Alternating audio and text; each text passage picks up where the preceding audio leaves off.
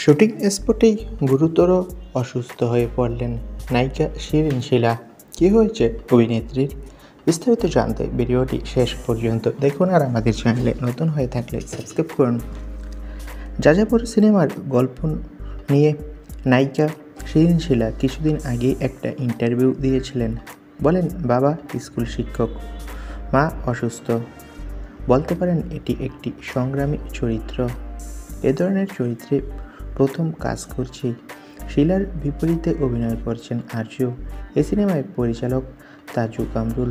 শিলা বলেন, অনেক সিনেমার অফার পাচ্ছি, কিন্তু খুব বেশি সিনেমায় অভিনয় করছি না এখন। বেছে বেছে সিনেমার কাজ করছি। এছাড়া নতুন কাজের পরিকল্পনা সাজাচ্ছি।